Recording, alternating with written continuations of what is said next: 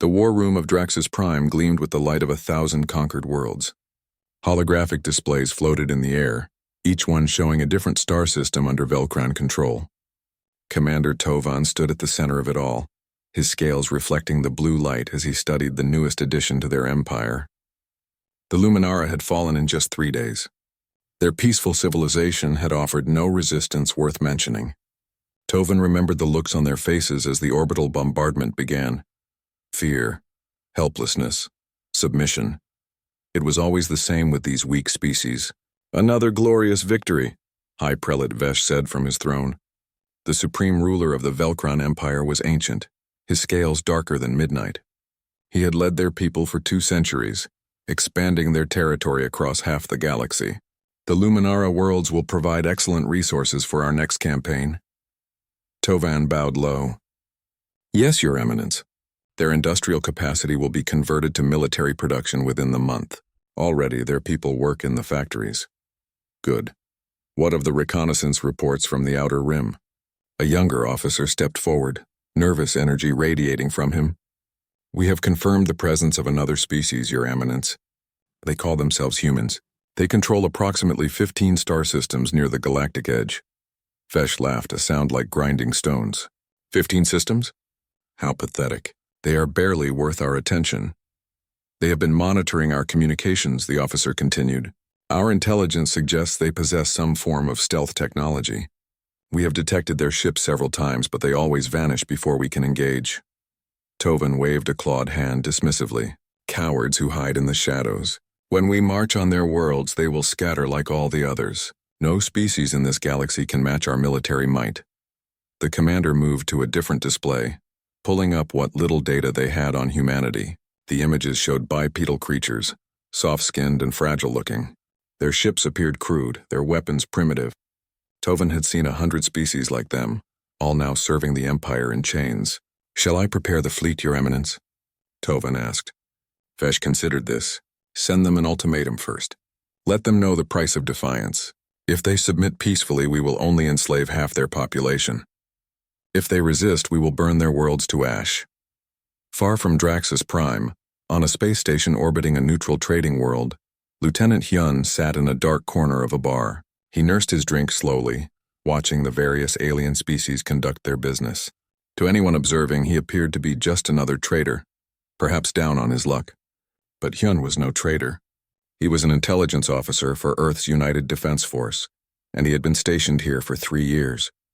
In that time, he had learned the languages, the customs, and most importantly, the fears of the galaxy. Everyone feared the Velcrons. His communicator buzzed softly. Hyun glanced at it, reading the encrypted message. The Luminara had fallen. Another civilization crushed under Velcron boots. He felt a familiar anger rise in his chest, but he forced it down. Anger would not help. Only information would. He paid for his drink and left the bar, making his way through the winding corridors of the station. In a hidden compartment in his quarters, he activated his secure transmitter. "This is Shadow 7, he said quietly. "The Velcrons have completed the Luminara conquest. Casualty estimates are in the millions. They show no signs of slowing their expansion." The reply came after a brief delay. "Understood, Shadow 7. Continue monitoring. Be prepared for extraction on my signal." Hyun recognized the voice. Captain Dae-hyun, commander of the stealth reconnaissance ship Silent Horizon. They had trained together back on Earth, before the Defense Force had scattered them across the galaxy to gather intelligence. "How much longer?" Hyun asked. "How much longer do we just watch?" There was a pause. "The Velcrons have issued an ultimatum to Earth. They want submission or war." Hyun felt his blood run cold. "What was the response?" "Earth Command is preparing a reply. You will know it when you see it." Dae-hyun out. The connection ended. Hyun sat in the darkness of his quarters thinking about home. Earth was a beautiful world, still recovering from its own bloody history. Humanity had nearly destroyed itself in wars that consumed whole continents. But they had learned, they had evolved. And in their evolution, they had developed something the Velcrons had never encountered. They had learned to fight smart, not just hard. Aboard the Silent Horizon, Captain Dae-hyun reviewed the data his ship had collected over the past month. They had penetrated deep into Velcron space, their cloaking technology making them invisible to enemy sensors. What they had found was both impressive and deeply flawed. The Velcron military was massive, their ships powerful and their soldiers well-trained. But they were predictable. They fought the same way every time, using overwhelming force and direct assault. They had won for so long that they had forgotten how to adapt. "Captain," his sensor officer called. "We are receiving a transmission from Earth Command." "Put it through." Admiral Jiwan's face appeared on the screen. She was a woman of middle age, her hair streaked with gray, her eyes sharp and calculating. Daehyun had served under her during the Mars conflict, back when humanity was still fighting itself. She had been the one to broker peace, and now she led Earth's defense.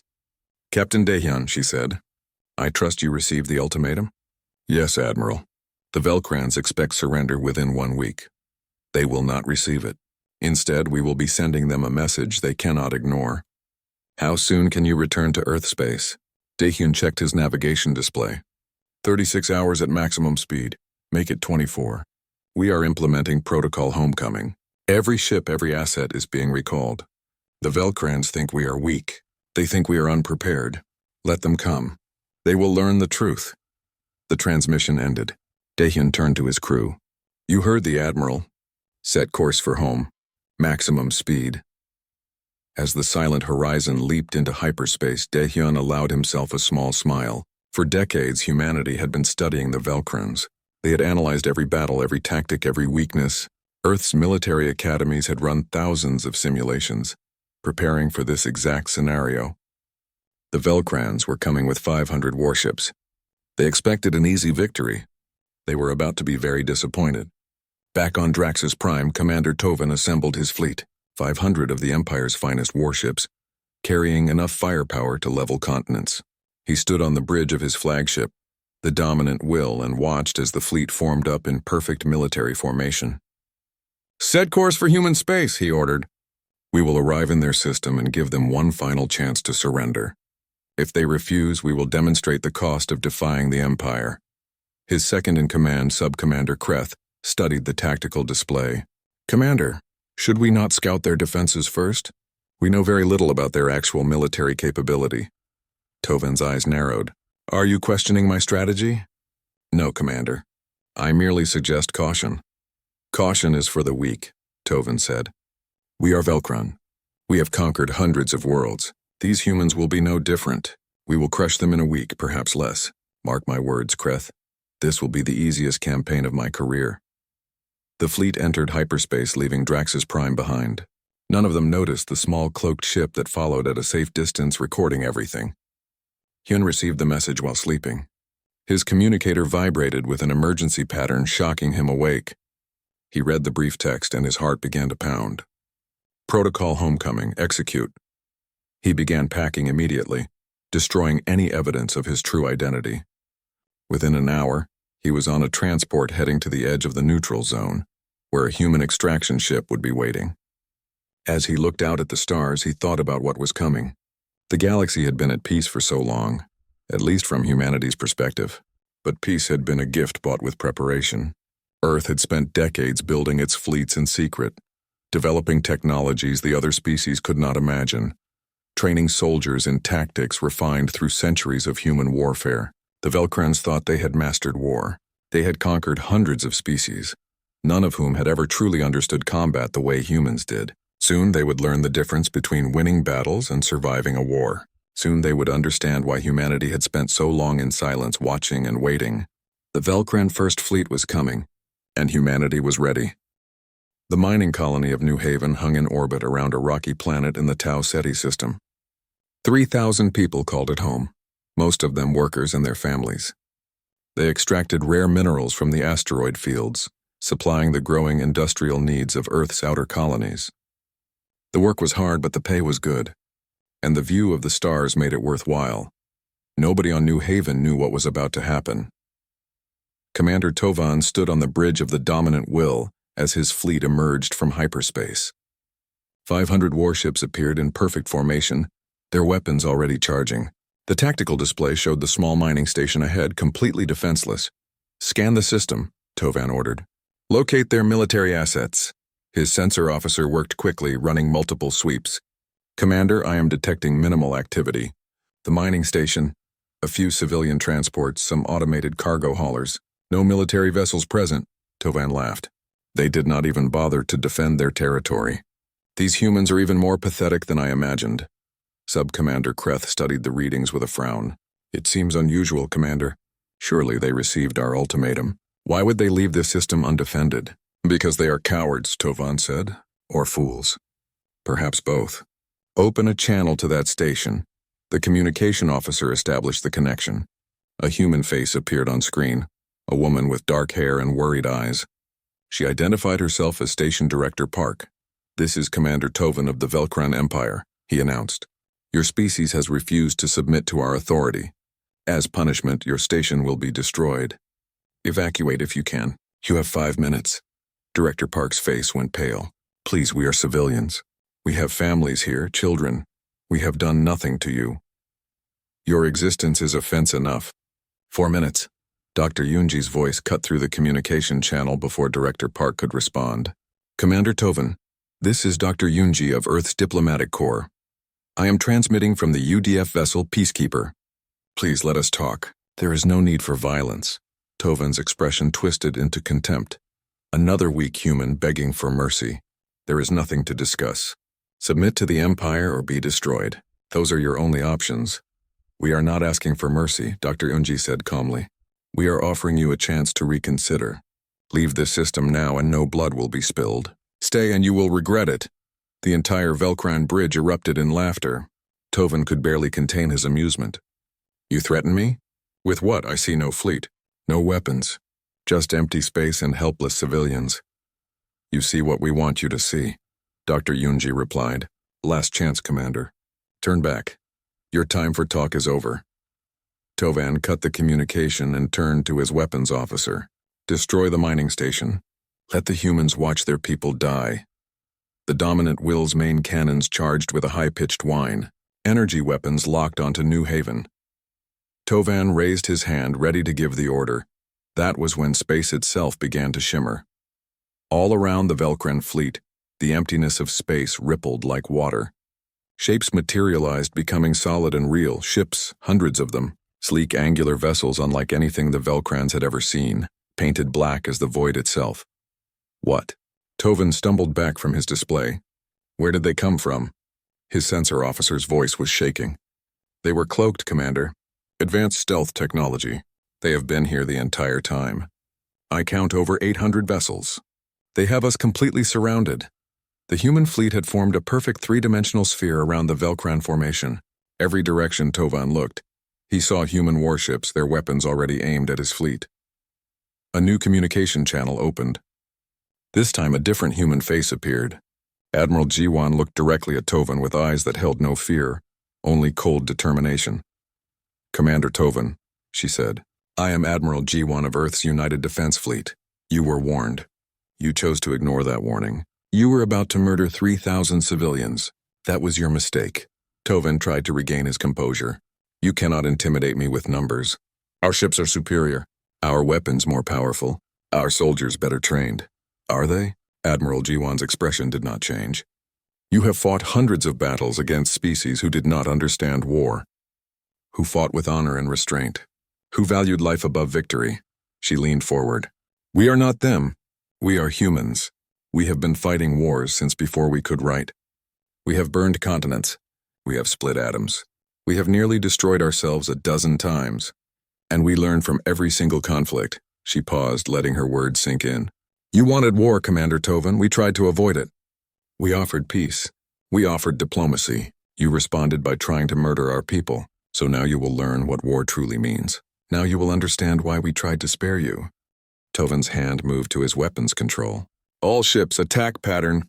He did not finish the sentence. The human fleet opened fire. The Velkrans had never experienced anything like it. The human ships moved with impossible speed.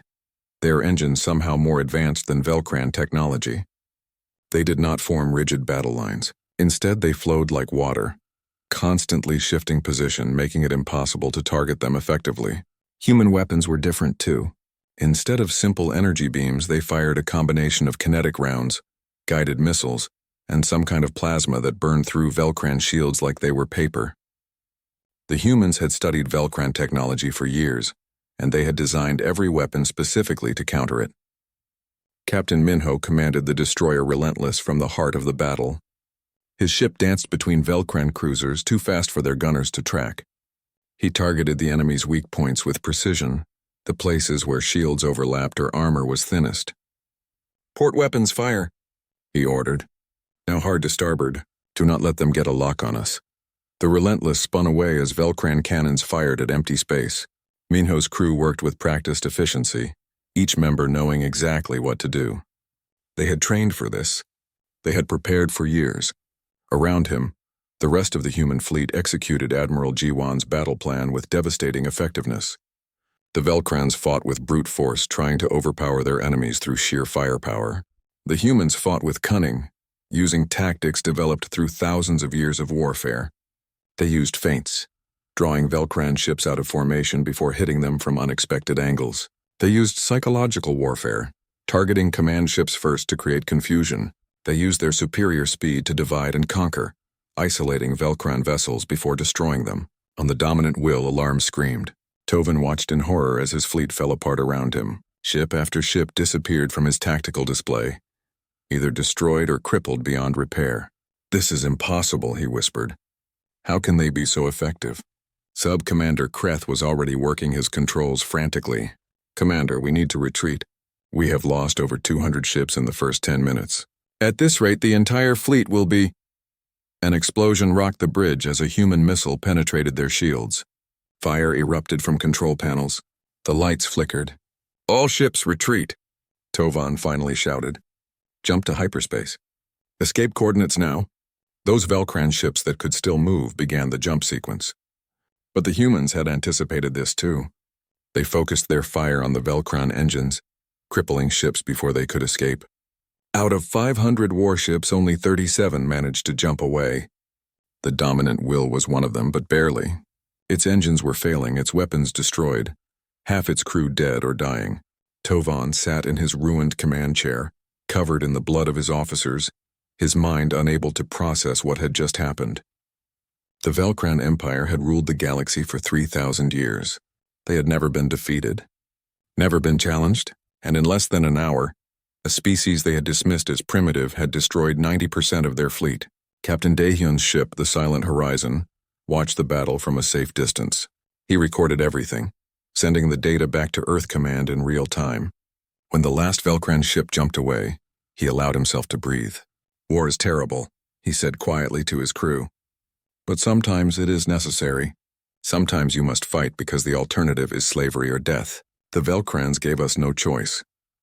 Back on New Haven, the 3,000 civilians watched the debris field where the battle had taken place.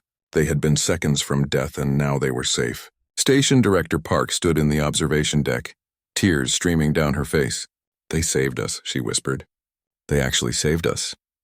A transport ship approached the station bearing Admiral Jiwan's personal insignia. The Admiral herself came aboard, walking through the corridors to address the stunned survivors. "We are sorry we could not prevent this confrontation," she told them. "We hoped for peace. We tried diplomacy. But when an enemy threatens the innocent, when they promise death and slavery, sometimes the only answer is to show them that they are not invincible." She looked out at the debris field. This was just their first fleet. They will send more. The war has only begun. But I promise you this: Earth will not abandon you. Humanity will not surrender. We have fought too hard, come too far to bow to tyrants now. Far away on Draxus Prime, High Prelate Vesh received the reports from the surviving ships. At first, he refused to believe them. It had to be lies, cowardice, some mistake in the data, but as more reports came in, all telling the same story, he was forced to accept the truth. The Velcran First Fleet had been destroyed. "Mobilize the second and third fleets," he ordered, his voice cold with rage. "Mobilize everything. I want 2,000 warships ready to depart within the week. These humans think they have won. They have merely signed their own death warrant. We will burn their worlds. We will enslave their children. We will show the galaxy what happens when anyone dares to challenge the Empire." His advisors hurried to carry out his orders, but one of them dared to speak. "Your Eminence, perhaps we should reconsider. These humans clearly have advanced technology. Maybe we should... Vesh's hand shot out, grabbing the advisor by the throat. Are you suggesting we surrender? That we show weakness? He threw the advisor to the ground. Get out of my sight, and send me commanders who know how to fight. As the terrified advisor fled, Vesh stared at the holographic display of his empire. For the first time in his long life, he felt something unfamiliar. He felt doubt. The Velcran 2nd and 3rd fleets assembled at the staging grounds of Draxus Prime. 2,000 warships, the largest military force ever gathered in galactic history. High Prelate Vesh watched from his palace as the armada prepared to depart. Convinced that this time there would be no mistakes, General Tharn commanded the 2nd Fleet. He was old, even by Velcran standards, and had served the Empire for over a century. He stood on the bridge of his flagship, the Crimson Dawn, studying intelligence reports from the first battle. Unlike many of his colleagues, Tharn did not dismiss what had happened at Tau Ceti as a fluke. These humans are dangerous, he said to his tactical officer. They do not fight like anyone we have faced before. Their ships move too quickly. Their tactics are unpredictable, and their weapons are specifically designed to counter our defenses. His officer seemed uncertain. But General, surely our numbers will overwhelm them. 2,000 ships against whatever they can field. Tharn did not answer immediately. He was thinking about something he had read in the old texts. Stories from the early days of the Empire, when the Velcrans had been a young species learning to conquer the stars. Back then, they had been adaptable, creative, willing to change their strategies. Somewhere along the way, after thousands of years of victory, they had become rigid, predictable. We will see, he finally said. Prepare the fleet for departure. On Earth, Admiral Jiwan convened an emergency war council. Holographic displays showed Velcran fleet movements, intelligence reports, and projections of the coming battle. The room was filled with humanity's best military minds, including Captain Minho, Captain Daehyun, and a new face, Colonel Sunho, commander of Earth Special Forces. They are bringing everything they have, Admiral Jiwan said. 2,000 warships. Even with our technological advantage, we cannot defeat those numbers in a direct confrontation. Captain Minho leaned forward. Then we do not fight them directly. We use the same tactics as before. Hit and run. Ambush, divide their forces. That will not be enough this time, Colonel Sunho interjected. He was a lean man with sharp eyes and scars on his hands from years of combat. They will be expecting those tactics now. We need to think beyond simple ship-to-ship combat. Admiral Jiwan nodded. What do you suggest, Colonel? We take the fight to them. Not just in space, but on their worlds. We strike at their supply lines, their logistics, their ability to sustain a long war. The Velcran Empire is vast, but that is also its weakness. They have hundreds of conquered worlds, all of them filled with species who hate their masters. We give those species hope. We give them weapons. We turn the Empire against itself. The Admiral considered this. A multi-front war. Space battles to keep their fleets occupied. Ground operations to destabilize their territory. And covert support for rebellions. It is risky. War is always risky, Colonel Sunho replied. But the Velcrans think in terms of overwhelming force. They do not understand guerrilla warfare, insurgency, or asymmetric combat. These are concepts humanity perfected centuries ago. Then we will show them, Admiral Jiwan said. Captain Daehyun, I need your reconnaissance ships to identify weak points in their supply chain. Captain Minho, prepare your fleet for Operation Deep Strike. We will bypass their front lines and attack their core worlds directly. Colonel Sunho, you will coordinate with our contacts among the conquered species. Arm them, train them, give them a fighting chance. The officers dispersed to carry out their orders. As Captain Daehyun left, he passed Dr. Yoonji in the corridor. The diplomat looked tired, her usually calm expression showing strain. How are you holding up? He asked. I keep thinking about all those people who have died, she said quietly. The Velcrans we killed at Tau Ceti. Our own people they murdered at New Haven. The Luminara and hundreds of other species crushed under Velcran rule. So much death, and it is only beginning. You tried to make peace, Daehyun reminded her. They chose war. I know. But that does not make it easier. She looked up at him. Promise me something.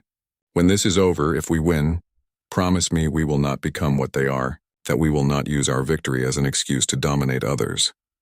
That is why we fight, Daehyun said. Not to conquer, but to protect. Not to enslave, but to free. We are humans, Yoonji. We have made terrible mistakes in our past, but we have also learned from them. We will not repeat the Velcran's errors. The Velcran armada arrived in human space 1 week later, expecting to find defended colonies and military installations. Instead, they found empty systems. The human civilians had been evacuated, their facilities stripped of anything useful. It was like fighting ghosts. "Where are they?" demanded the commander of the Third Fleet, a young officer named Skarn who had been promoted after the death of Tovan's predecessor. "The humans should be defending these worlds." "They have withdrawn," General Tharn observed from his own ship. "They are refusing to engage on our terms." As if in response to his words, the first human attack came, not from the front but from behind. A small group of human ships emerged from hyperspace in the middle of the Velcran formation, launched a devastating volley of missiles, and jumped away before the Velcrans could respond. The attack lasted less than 30 seconds, but it destroyed 5 Velcran cruisers and caused chaos in their ranks. Then it happened again, from a different direction. And again, and again. The human ships appeared, attacked and vanished, never staying long enough to be caught. They were like insects, stinging and retreating, impossible to pin down. "This is not war," Skarn raged. "This is cowardice. They refuse to face us in honorable combat." General Tharn almost laughed at that. "There is no honor in war, Commander. Only victory and defeat. The humans understand this. We are beginning to learn it." While the Velcran fleet struggled with human hit-and-run tactics, Colonel Sunho was already on the ground. His team of 50 Special Forces soldiers had infiltrated a Velcran supply world called Drex 9. The planet served as a major logistics hub, storing food, ammunition, and fuel for the Empire's military operations. Sunho crouched in the shadows of a storage facility, studying the guard patrols through his scope. Beside him, his second-in-command, a woman named Gina, checked her explosives. "Guards change every 4 hours," she whispered. "Security is surprisingly light." "They have never had to worry about sabotage before," Sunho replied. "The species they conquered were too broken to resist. They do not understand insurgency," he signaled his team. Moving silently through the darkness, they planted charges on fuel tanks, ammunition depots, and transportation hubs. The work took 3 hours, and they were nearly discovered twice. But Velcran guards were trained to fight external threats, not infiltrators already inside their perimeter. When they were done, Sunho and his team retreated to a safe distance. He looked at Gina and nodded. She pressed the detonator. The explosions lit up the night sky. Fuel tanks erupted in massive fireballs. Ammunition storage facilities detonated in chain reactions that could be seen from orbit. In minutes, the Velcran military had lost enough supplies to sustain an entire fleet for a month.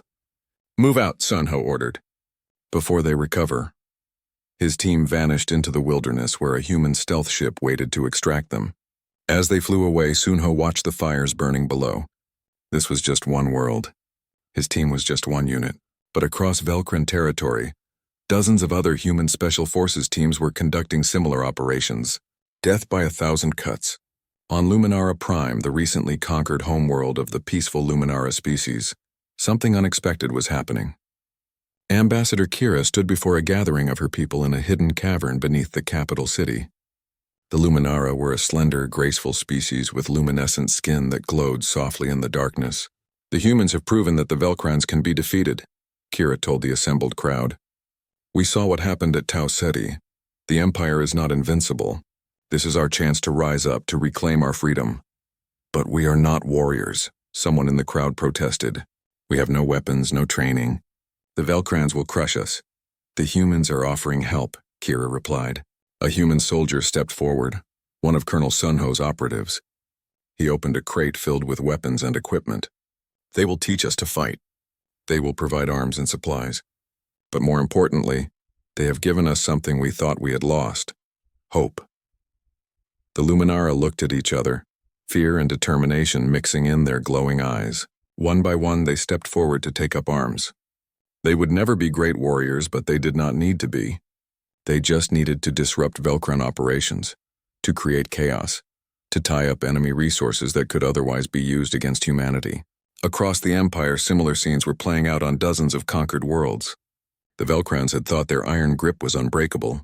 They were learning that occupied populations, given hope and support, could become extremely difficult to control. Admiral Jiwan launched Operation Deep Strike 3 weeks into the war, while the Velcran Armada was scattered across human space, chasing shadows and dealing with supply problems. The human fleet did something unprecedented. They bypassed the front lines entirely, using their superior speed and navigation to jump deep into Velcran territory. Captain Minho's destroyer led the assault on Velcra 7, a core world of the Empire. The planet's orbital defenses were formidable, but they were designed to fight external invasions, not lightning raids from ships that appeared out of nowhere. All weapons fire at will, Minho ordered. His ship and 24 others unleashed their arsenal on the orbital platforms, destroying them before the Velcrans could coordinate a response. Then they turned their weapons on military installations on the planet's surface. Precision strikes that avoided civilian areas but crippled the world's ability to support the war effort. The raid lasted less than an hour. By the time Velcran reinforcements arrived, the human fleet had already jumped away to hit another target. The news reached General Tharn while he was still trying to locate the main human fleet. Core worlds were under attack. Supply lines were in chaos. Rebellions were breaking out on conquered planets. The carefully ordered machine of the Velcran military was coming apart. He called an emergency conference with the other fleet commanders. Commander Skarn appeared on the holographic display, his face twisted with rage. "This is unacceptable," Skarn shouted. "The humans are making fools of us. We must hunt them down and destroy them." "With what?" Tharn asked coldly. "Our ships are scattered across a dozen systems. Our supplies are running low, and every time we commit forces to one location, the humans strike somewhere else. They are not fighting to win territory. They are fighting to exhaust us. Then what do you suggest?" another commander demanded. Tharn was silent for a moment. He was thinking about something his mentor had told him long ago, before the Empire's victories had made them arrogant. To defeat an enemy, you must first understand them. We do not understand humans. We do not know how they think, how they fight, what drives them. Until we do, we cannot win. Coward? Skarn spat. High Prelate Vesh will hear of this defeatist talk. Tell him what you want, Tharn replied. I am simply stating facts.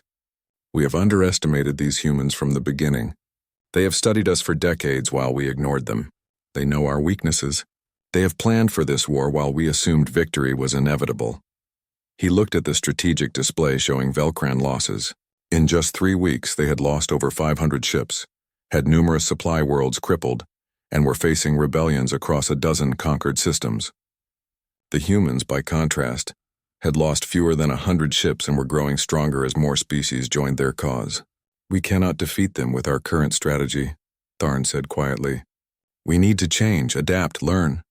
But he knew his words would fall on deaf ears.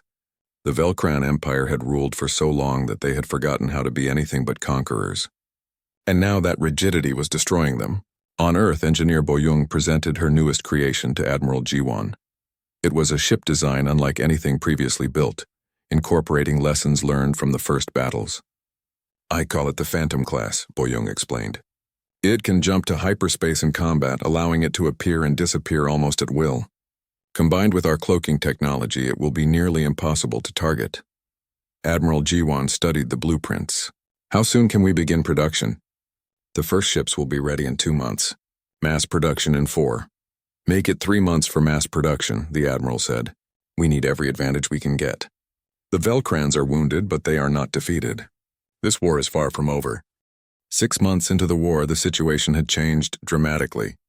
The Velcran Empire, once thought invincible, was crumbling from within and without. Rebellions raged across 24 conquered worlds. Supply lines were in chaos, and the human fleet, reinforced by allies from freed species, was pushing deeper into Velcran territory with each passing week. High Prelate Vesh sat alone in his throne room on Draxus Prime, staring at reports that all told the same story: defeat. His empire was dying, and he could not stop it. In desperation, he had ordered the construction of a weapon so terrible that even his own advisors had protested.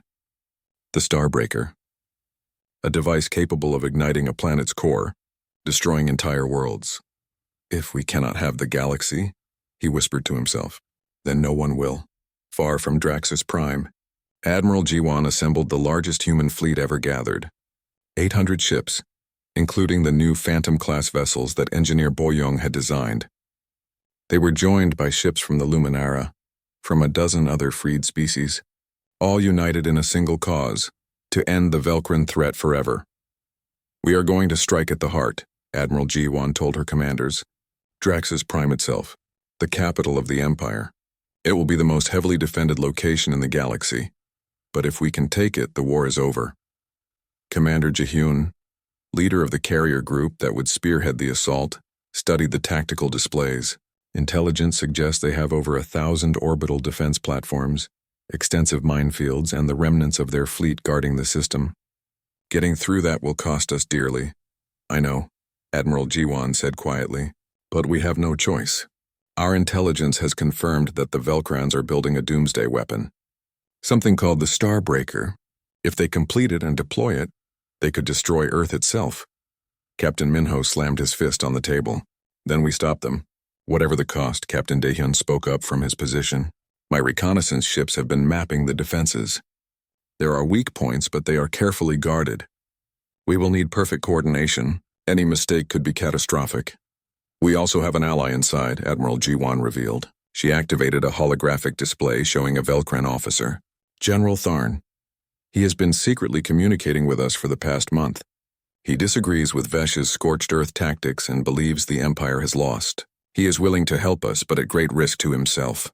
The room fell silent. A Velcran general defecting. It was almost unthinkable. "Can we trust him?" Colonel Sunho asked. "We have to," Admiral G1 replied.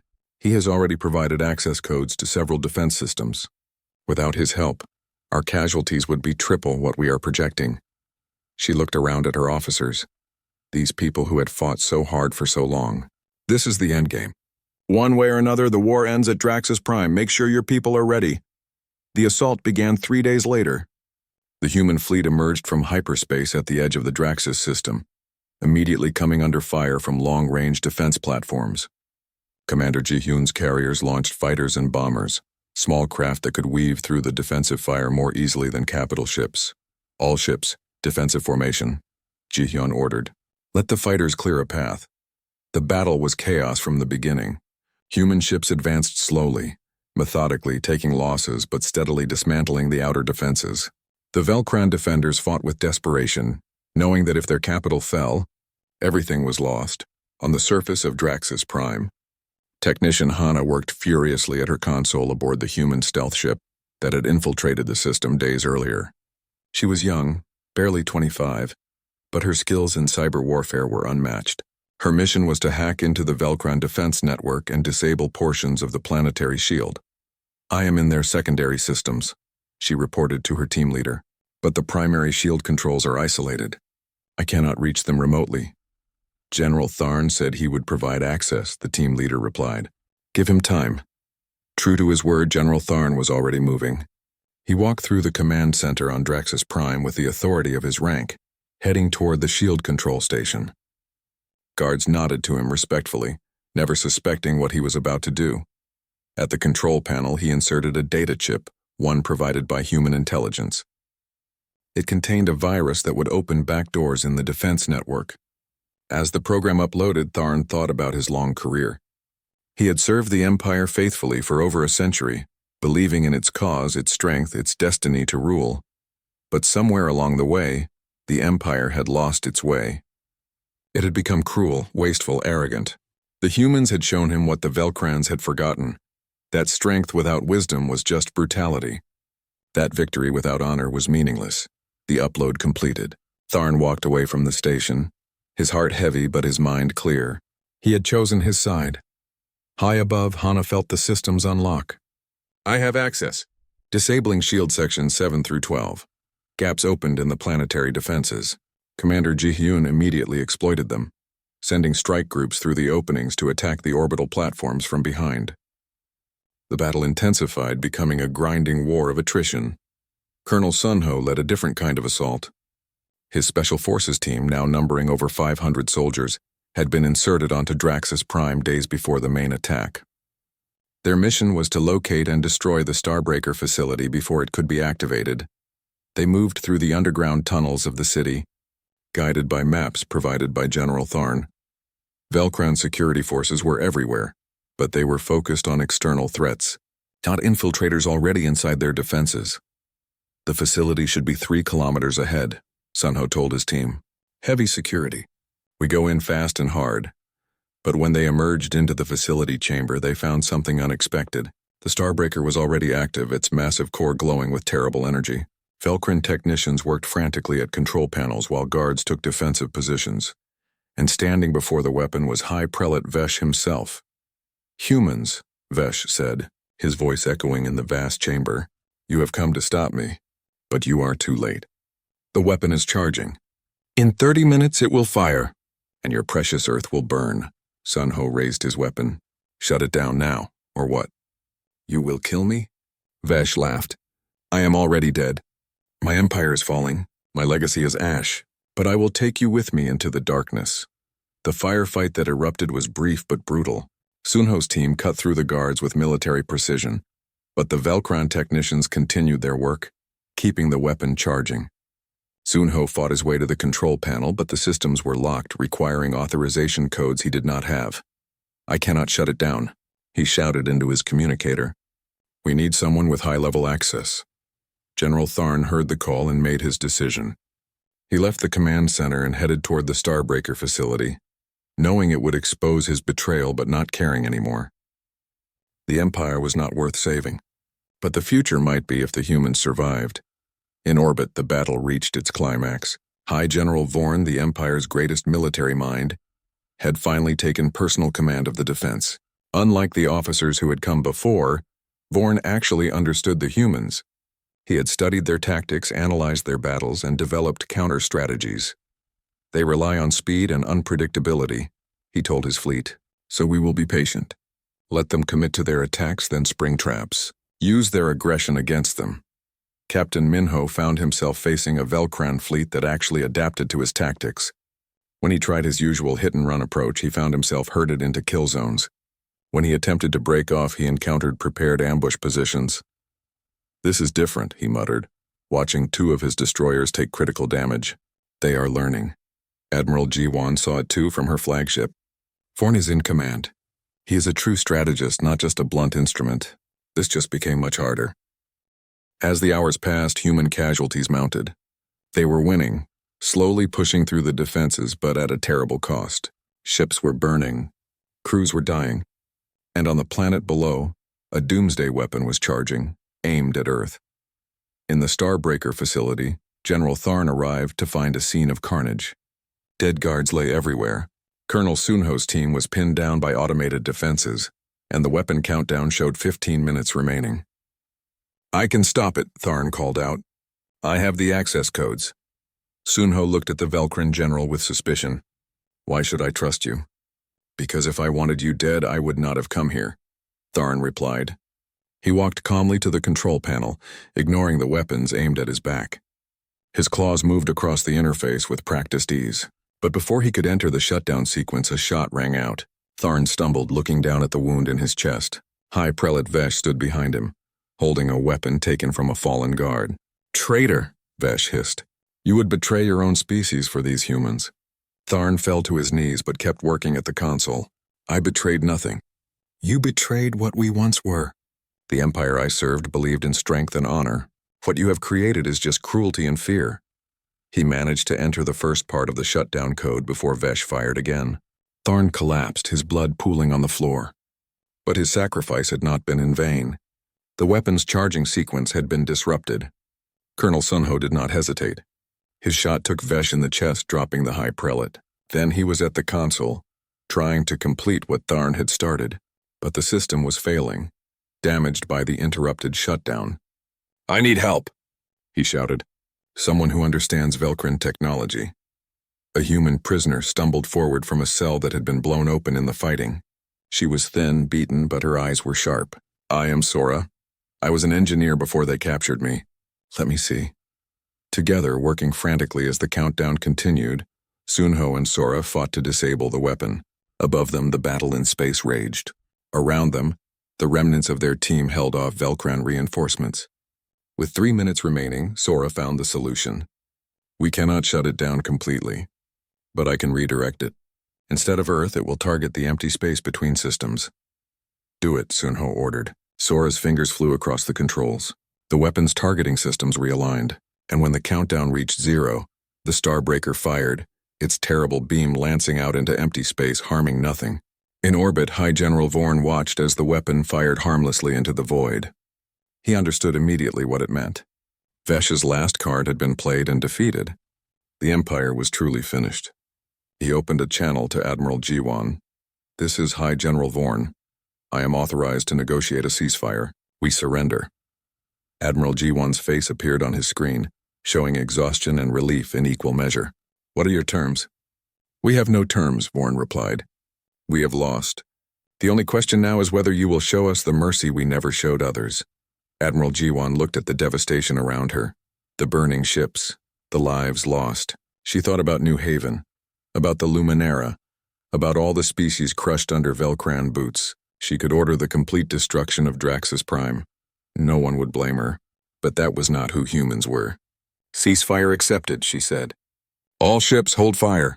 General Vorn, you will surrender all military forces and submit to war crimes tribunals. But your people will not be exterminated. We are not the Empire you were." As the guns fell silent, Colonel Sunho found General Tharn dying on the floor of the Starbreaker facility. The Velcran general looked up at him with fading eyes.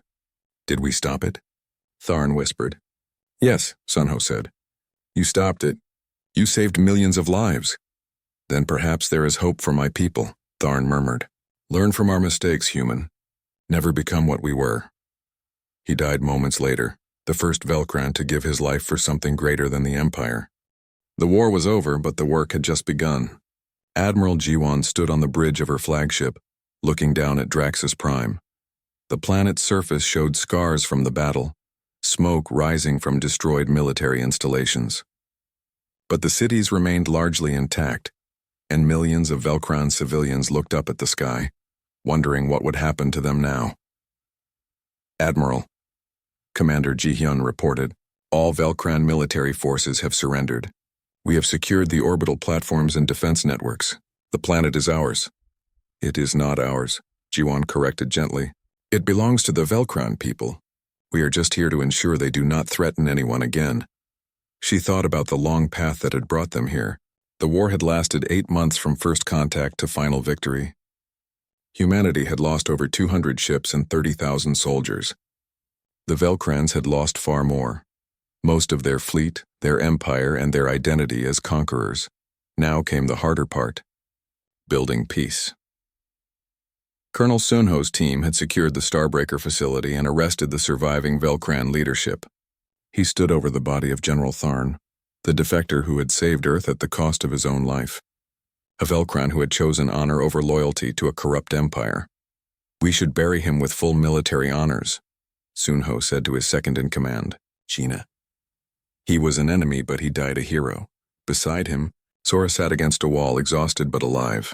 She was his younger sister, captured 6 months ago during a raid. Sunho had not known if she was alive until moments ago. Now seeing her safe, he felt tears threatening to break through his professional composure.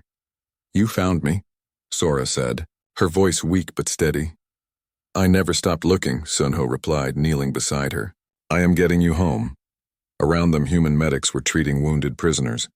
There were thousands of them, people from dozens of species held in brutal conditions by the Velcrans. The humans had made their rescue a priority during the final assault, sending teams to liberate the prison complexes even while the battle raged overhead. 1 week after the surrender, the galactic community gathered at Draxus Prime for the signing of the Galactic Accord. It was a new treaty, written by representatives from Earth, the Luminara, and 24 other species. High General Vorn signed on behalf of the Velcran people, his claws shaking slightly as he marked the document. The terms were strict, but not cruel. The Velcran military would be dismantled and reduced to a defensive force. All conquered territories would be freed. War criminals would face justice in international tribunals. But the Velcran people themselves would not be punished for the crimes of their leaders. They would be given a chance to rebuild, to change, to become part of a better galaxy. "This is more than we deserve," Vorn said to Admiral Jiwan after the signing. The old general looked diminished, his proud bearing replaced by the weight of shame. "After everything we did, you show us mercy." "We show you justice," Jiwan replied. Mercy would be pretending nothing happened. Justice means facing what you did, making amends, and choosing a better path forward. That is what we expect from your people. Dr. Yunji stood nearby, having been appointed as the first ambassador to the Velcron Reconstruction government. She had argued for this role, believing that if humanity could help the Velcrons change, it would prove that cycles of violence could be broken. It will not be easy, she told Jiwon privately. There are many Velcrons who resent the loss of their empire, who see surrender as dishonor rather than survival. Changing a culture that has been built on conquest for 3,000 years will take generations. Then we start today, Jiwon replied, and we keep working until it is done. The Galactic Accord established several key principles. No species could conquer another. All civilizations had the right to self-determination. Disputes would be resolved through diplomacy, not warfare. And most importantly, a new federation would be formed to ensure these principles were maintained. Humanity took no special position in this federation. They could have declared themselves rulers, could have established an empire of their own. Instead, they insisted on equal representation for all species, even the Velcrons. We did not fight this war to become what we defeated, Admiral Jiwon explained to the assembled delegates.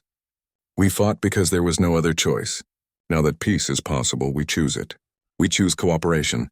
We choose to build something better together. On the Luminera homeworld, Ambassador Kira addressed her people. The species that had been crushed so easily by the Velcrons had risen up during the war, fighting for their freedom. Now they were free again, their world their own. The humans did not save us, Kira told the crowd.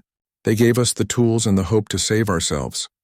They showed us that the Velcrons were not invincible, and then they fought beside us not as conquerors but as allies. This is the model we must follow as we rebuild. Around the galaxy, similar scenes played out. Species that had lived under Velcron rule for centuries were learning to govern themselves again. It was chaotic, sometimes violent, but it was freedom, and humanity helped where they could, providing resources, expertise, and protection, but never control. Captain Minho, the aggressive young commander who had been so eager to prove humanity's strength, found himself assigned to patrol duty in the outer sectors. His destroyer, the Relentless, now protected trading vessels and mediated disputes instead of fighting battles. Is this what we fought for? He asked Captain Daehyun during a joint patrol. Boring security work and playing referee between merchant captains? Daehyun smiled. This is exactly what we fought for. Peace is not glorious. It is not exciting. But it is what allows people to live their lives without fear. This boring work you complain about? It means people can trade, travel, build families, pursue dreams. That is the victory we won. Minho considered this, watching a convoy of civilian ships pass by safely. Perhaps Daehyun was right. Perhaps the most important battles were the ones that never had to be fought. Captain Daehyun himself retired from active service 6 months after the war ended. He took a position at Earth's military academy, training the next generation of officers. His first lecture always covered the same topic: the importance of preparing for war while hoping to avoid it. We spent decades studying the Velcrons, he told his students, learning their tactics, their weaknesses, their psychology. We prepared for a war we hoped would never come. When it did come, that preparation saved millions of lives. But remember this: we prepared for war so that we could fight it efficiently and end it quickly. Never fall in love with war itself. It is a tool of last resort, not a path to glory. Engineer Boyoung continued her work, but her focus shifted from weapons to reconstruction. Her brilliant mind, which had designed the Phantom-class warships that turned the tide of battle, now worked on space stations, habitats, and ships designed to explore and connect rather than destroy. Creating is harder than destroying, she told her engineering team, but it is infinitely more rewarding. Let us build a galaxy worth living in. Colonel Sunho spent 3 months recovering from the wounds he received at the Starbreaker facility. When he healed, he returned to service, but not in the same capacity. Instead of leading special forces raids, he trained soldiers from the liberated species, teaching them how to defend themselves without becoming aggressors. His sister Sora worked beside him, having decided to use her engineering skills to help remove the Velcron war machines from conquered worlds. Together, they traveled to dozens of planets, dismantling weapons and converting military facilities into schools, hospitals, and factories. We lost so much time, Sora said one evening as they watched the sunset on a world that was finally free. 3 years I was their prisoner. 3 years I will never get back. But you survived, Sunho replied, and now you help others reclaim their futures. That gives meaning to what you endured. The war crimes tribunals lasted for 2 years. Hundreds of Velcran officers and officials were tried for their actions during the Empire's reign. Some were executed. Others received long prison sentences. The proceedings were broadcast across the galaxy, ensuring that everyone could see justice being done. High General Vorn testified at many of these trials, providing evidence against his former colleagues. His own trial came last as he had surrendered and cooperated fully with the investigation. I do not ask for mercy, he told the court. I commanded fleets that destroyed worlds and enslaved populations. I did this believing I served a greater good, but I was wrong. The Empire was not great. It was just powerful, and I used that power to cause immeasurable suffering. The court sentenced him to life in prison, but with a unique condition. He would serve his sentence teaching at the military academy, sharing his knowledge of warfare with the hope that future generations would use it more wisely than he had. Perhaps, the judge said, you can help ensure that your mistakes are never repeated. Dr. Yunji worked tirelessly as ambassador to the Velcran government. She helped establish schools that taught a new curriculum, one that acknowledged the Empire's crimes instead of glorifying them. She mediated disputes between Velcran factions, some of whom wanted to embrace change and others who clung to the old ways. It was difficult, often frustrating work, but slowly, gradually she saw progress. Young Velcrans who had grown up during the Empire's fall were more open to new ideas. They questioned the old doctrines. They formed friendships with members of other species. Change was possible, though it would take time. One evening, she stood with Admiral G1 in a park on Draxus Prime, the same park where years ago, Velcran soldiers had paraded in triumph after conquering another world. Now it was filled with children from multiple species, playing together under the light of alien stars. Do you think it will last? Yunji asked. The peace we have built? G1 watched a human child chase a Velcran child in a game of tag, both of them laughing. Nothing lasts forever. There will be new conflicts, new challenges, but we have shown that change is possible, that enemies can become allies, that mercy can be stronger than cruelty. That is the foundation we have built. What happens next depends on the choices everyone makes. She turned to Yunji. You were right back at the beginning. You said we should not become what we defeated. We listened, and that choice has made all the difference. 10 years after the war ended, a new species made contact with the Galactic Accord. They called themselves the Drex, and they arrived with arrogance and threats. Their fleet was powerful, their weapons advanced, and they believed themselves superior to all other species. We have conquered our entire region of space, the Drex commander announced. Now we will conquer yours. Submit or be destroyed. The Galactic Accord's response was coordinated and calm. Ambassador Yunji spoke for the Federation, with representatives from dozens of species standing beside her, including several Velcrans. Before you commit to this path, she said, there is something you should see. She invited the Drex delegation to visit the museum on Draxus Prime. The museum was built on the ruins of the old Velcran military headquarters. A monument to the folly of believing conquest was strength. High General Vorn, elderly now but still sharp, gave them a tour. He showed them the displays of Velcran victories, then the displays of Velcran defeats. He showed them the weapons that had seemed invincible, now rusting in cases. He showed them recordings of the final battle, where the Empire's greatest fleet had been shattered. We thought we were masters of war, Vorn told the Drex delegation. We had conquered hundreds of worlds and faced no real opposition for 3,000 years.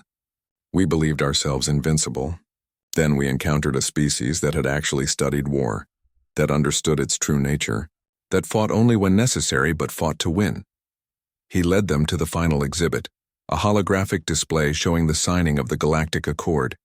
The humans defeated us completely. They could have destroyed our species, taken our worlds, enslaved our people. Instead, they offered us something we had never given anyone, a second chance. The Drex commander looked uncomfortable. What are you saying? I am saying you face the same choice we did. You can choose conquest and discover that you are not as strong as you believe, or you can choose cooperation and help build something that lasts. The humans taught us that real strength is not measured in weapons or territory. It is measured in the ability to show restraint, to offer mercy, to build instead of destroy. He gestured to the ruins around them. This was once the capital of the greatest empire in the galaxy. Now it is a monument to hubris. Learn from our mistakes. Choose better than we did. The Drex delegation left Draxus Prime in silence. 3 days later, they returned with a different message. They wished to discuss membership in the Galactic Accord. It was a small victory, but it showed that the lessons of the war were spreading, that the future might be different from the past. Admiral G1, now retired and living on Earth, heard about the Drex decision while tending her garden.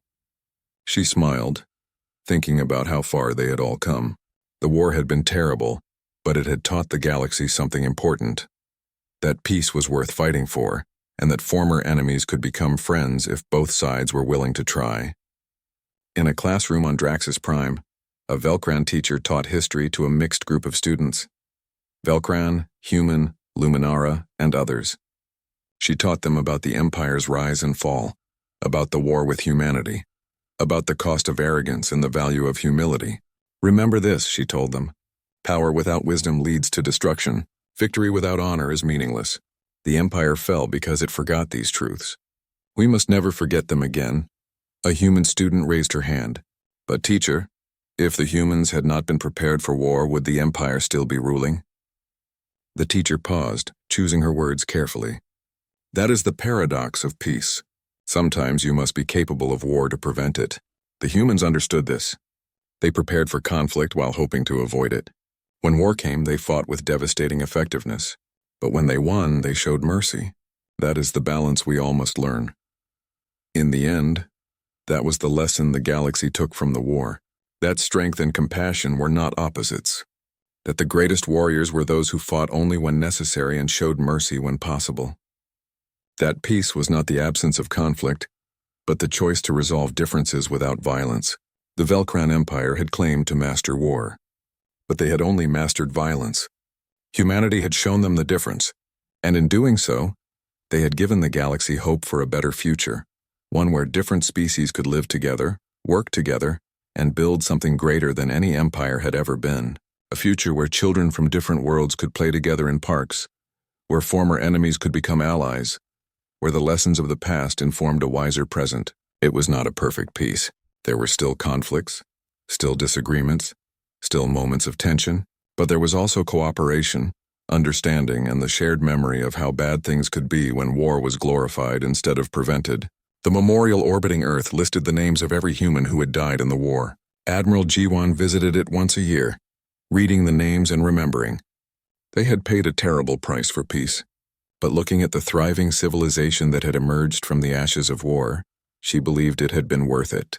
The galaxy would remember the day humans emerged from the void, not as conquerors but as liberators, not as destroyers but as builders, as a species that understood war well enough to avoid it, but fought with devastating effectiveness when left with no choice.